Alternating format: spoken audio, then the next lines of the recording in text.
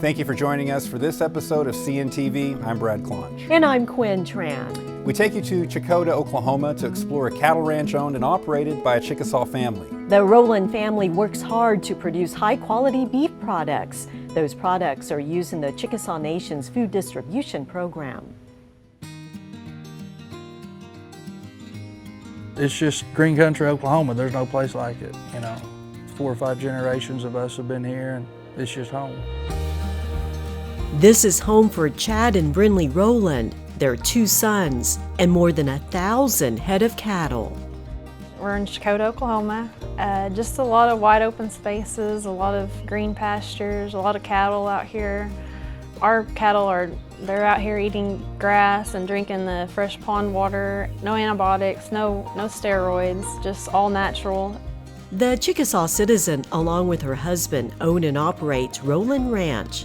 It began as a dream when they were newlyweds more than 16 years ago. Today, Rowland Ranch is known for its quality beef. We feed it to our own family, so we're very proud of our beef products that we offer. Rowland Ranch supplies these products using the Chickasaw Nation's food distribution program. Brinley says tribal citizens can be confident that the beef is high quality and know it's locally grown by a Chickasaw rancher. With the Chickasaw Nation, the ground beef consists of some of the highest quality cuts because all of our steaks and brisket are getting ground up, and then we offer the roast and the stew meat as well. We're very proud of the products that we are able to provide for the Chickasaw Nation. In our opinion, you really can't get anything more higher quality. And I just hope that they have a peace of mind knowing that, it's being raised right here in Chickasaw, Oklahoma by people that really care about what they're providing. The Rowland family says it takes hard work that their children are a part of. The ranch serves as an outdoor classroom teaching the boys life lessons. They have their own jobs, and the oldest one, he's worked like a grown man. He's on the tractor, he drives the truck, he feeds cows. He's pretty responsible for his age, so he does a lot. He's a lot of help, and the youngest one, he has a lot of chores he does as well. But when we all get together and work is when it's really, I enjoy that. Whether it's in the hayfield or working cattle or whatever we're doing, we're always together. So that's what's unique, and that's what makes it, so special. Hours that they're having to spend together, working together, so they have to learn to get along and work together. So I think that's good for them, just as brothers too. This Chickasaw family feels a strong connection to the land and a passion for raising cattle and serving their community. Well, they say if you love what you do, it's never work. You never work a day in your life, and I believe that. We're doing something that we love to do, and the Lord, I think, has just allowed us to do it, and we're thankful for that. As the Chickasaw Nation, we have such a respect for, our Creator and our creations, and all the creations that He's given us to enjoy, and I feel like, again, just blessed to be able to be a part of that and just continue on with something that our ancestors have always done. Each day kind of set new goals and enjoy every day. You're gonna have ups and downs, but as long as you feel like you're doing what you were put on earth to do, I think it'll all be worth it at the end of the day. We enjoy spending time with them. The Rowland family works hard together to serve the community. Contact this number for more information on Rowland Ranch beef products. And you may learn more about the Chickasaw Nation Food Distribution Program by visiting the web address on your screen. The Chickasaw Nation broke ground on the expansion of the tribe's preschool building in Ada, Oklahoma. Crews will renovate the structure and add more than 10,500 square feet to the facility. We have to have buildings, we have to have space to do the things that we do, but what happens within the building, the services that are provided is really the most important part of it. The Chickasaw Nation preschool program promotes school readiness, serving children ages 3 to 5. Social and emotional development, along with cultural instruction and physical education, are part of the program. Chickasaws from different parts of the country gathered in Oklahoma City for a recent listening conference. The Chickasaw Nation hosted the listening conference to connect with at-large citizens. This was an opportunity for citizens to share feedback on tribal programs and services, as well as future opportunities. So we're seeking the advice of our citizens about the programs that we offer to them. We think it's incumbent upon us to know our people, know them as well as we possibly can, and better understand what we need to be doing in order to serve them. The first listening conference was held in 2006. Today, the Chickasaw Nation offers more than 100 programs and services to citizens at large. Chickasaw families will come together soon for the Chickasaw Annual Meeting and Festival. The week-long festivities begin September 29th and continue through October 7th.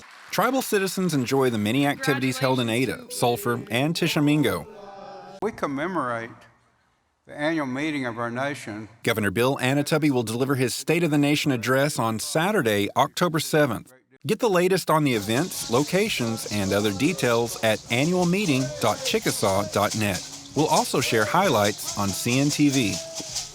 One of the featured events during Festival Week is the Southeastern Art Show and Market, known as CSAM. Chickasaw artist Rena Smith took top honors in last year's Regalia division. She connects with us from Oregon to share her award-winning work. Their title is the Wedding Moccasins, and I wanted to put on them shells because I know our ancient people had a lot of shell beads. They used a lot of shells.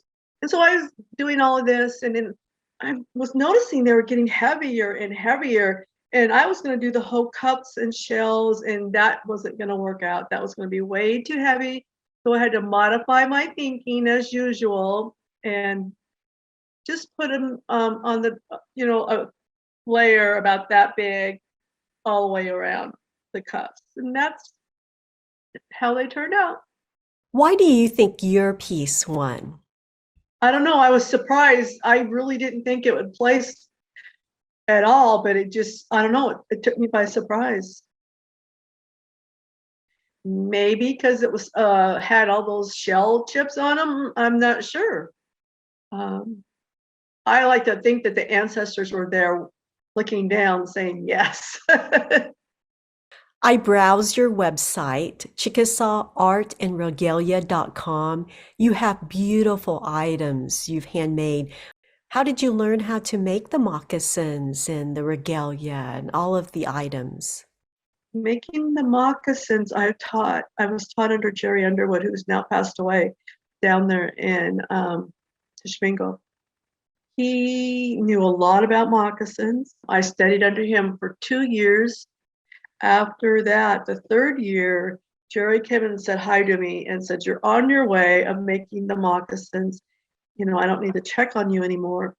And then so I went home, and that whole year I'm thinking, how can I give back to Jerry, to the Chickasaw Nation about these moccasins, learning how to make them. I thought, well, I'll enter the art show. 2013 was my first art entry into CSAM, and I won a 3rd place with my moccasins. Nobody bought them, and they fit my granddaughter, so she wore them. And we still have them today. She's now 12. Even though you are in Oregon, you still feel very connected to the Chickasaw Nation. Oh, yeah. What does being Chickasaw mean to you? It means that I have a past, a future. I have ancestors. I have history. In the ancient times, the Chickasaws, they all had to be able to create with their hands. And I think that's been passed down through generation through generation through generation. I think everybody has a piece to play in that. And mine is doing a little bit of art where some would be basketry, language, storytelling. I think everybody, has a little piece, even telling stories to your grandchildren or working with the grandchildren on some Chickasaw words. So I think everybody plays a role in that. I have 3 grandchildren. So I want them to know that they have a heritage, a rich heritage. From regalia to jewelry, pottery, and more, we look forward to seeing the pieces produced by Chickasaws and other artists from southeastern tribes. Visit csam.net to get more details about the event and artist. We're looking forward to CSAM. We'll see you at the Chickasaw Annual Meeting and Festival. We'll see you there.